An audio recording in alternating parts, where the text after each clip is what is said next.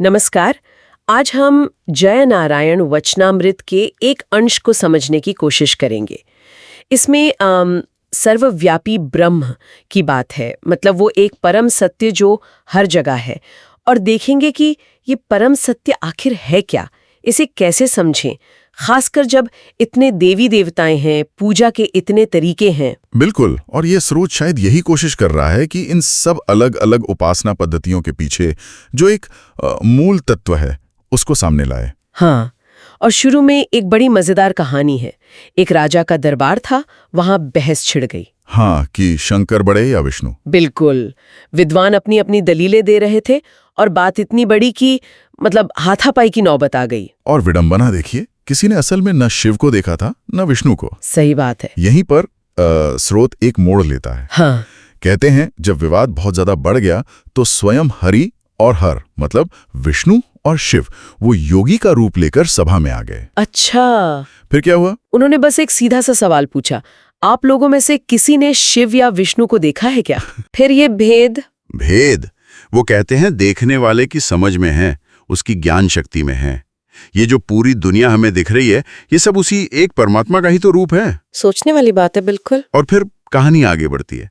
कहते हैं सभा में एकदम तेज रोशनी हुई और हरि और हर का एक मिला जुला स्वरूप प्रकट हो गया। एक स्वरूप? हाँ, एक ही, पर जिसने जिस रूप की उपासना की थी उसे वही नजर आया। मतलब राम भक्त को राम दिखे, कृष्ण भक्त को कृष्ण, और जो शक्ति की उपासना करते थे उन्हें मां शक्ति का रूप देखा। कमाल है। तो मतलब आप किसी भी नाम या रूप को पूजो, वो पहुंचता उसी एक तक है। बिल्कुल सही। सार यही है कि परमात्मा एक है, अद्वितीय है, वो हर जगह है। आप उसे शंकर कहो, विष्णु कहो, राम, कृष्ण, गणेश, शक्ति, कोई भी नाम लो, अंत में प्राप्ति उसी एक परब्रह्म की होती है। हाँ, जैसे आप जल बोलो या पानी बोलो, चीज तो पानी ही है ना। ठीक है। पर अगर ये इतना सीधा है तो लोग फिर ये एकता क्यों नहीं देख पाते? कहाँ अटक जाते हैं? श्रुति कहता है जो परमात्मा की अलग अलग शक्तियों में या रूपों में भेद देखता है ना, हाँ? वो सच तक नहीं पहुंच सकता। उसकी हालत वैसी है जैसे कोई अंधेरे में गोबर के ढेर में गिर जाए। अच्छा, तो क्या चाहिए फिर परमात्मा को पाने के लिए? कुछ चीजें बताई हैं। एक तो गहरी श्रद्धा, फिर वासना का नाश, मतलब जो तीव्र इच्छाएं हैं, कामनाएं हैं, उनका अंत, संसार को मिथ्या समझना, मतलब इसे अस्थायी मानना, अहंकार का पूरी तरह से विनाश, और सबसे जरूरी अद्वैत दृष्टि। अद्वैत दृष्टि ये क्या है?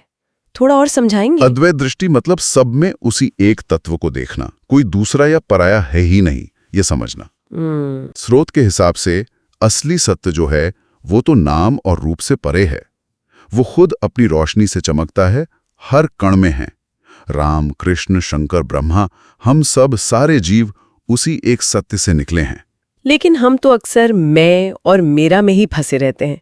मेरा शरीर, मेरा परिवार, मेरा पैसा। हाँ, और यही मोह, यही मैं मेरा का भाव सत्य की खोज में सबसे बड़ी रुकावट है।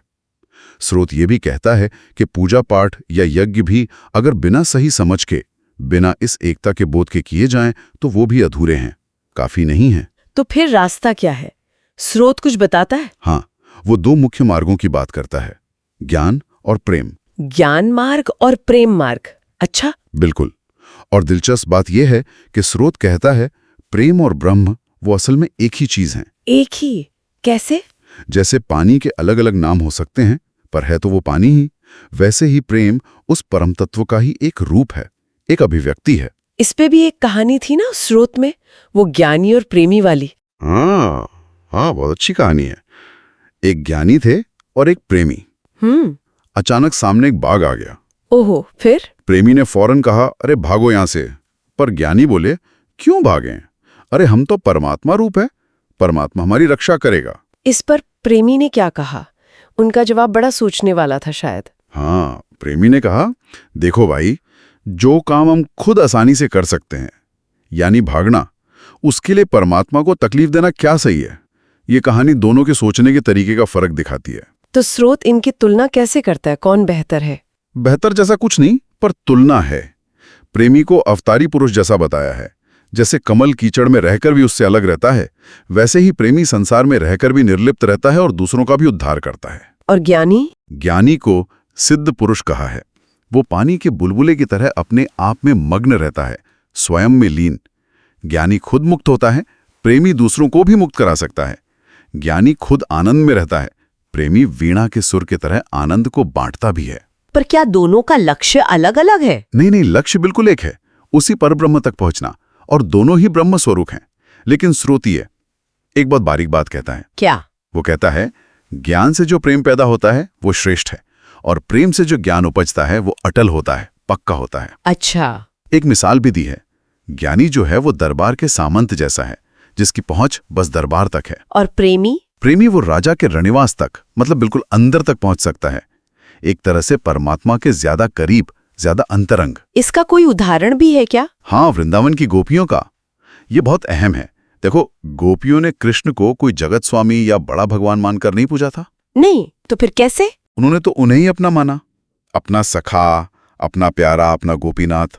बस इसी तरह प्रेम किया, और इसी निश्चल गहरे प्रेम से ही उन्हें मुक्ति मिल गई। इसके लिए क्या जरूरी था? तन मन के भाव से ऊपर उठना, और भेद बुद्धि का पूरी तरह मिट जाना कि मैं अलग हूं और वो अलग हैं, ये भाव खत्म हो जाना।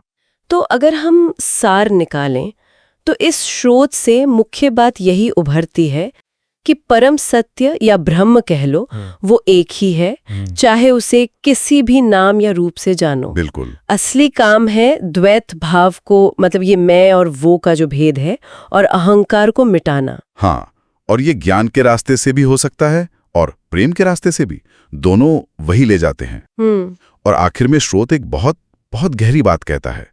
वो कहता है कि जब सही समझ आ जाती है, जब ज्ञान या प्रेम पूरा पक्का हो जाता है ना, हाँ। तो पूज्य और पूजक का फर्क ही मिट जाता है। मतलब पूजा करने वाला और जिसकी पूजा हो रही है वो एक हो जाते हैं।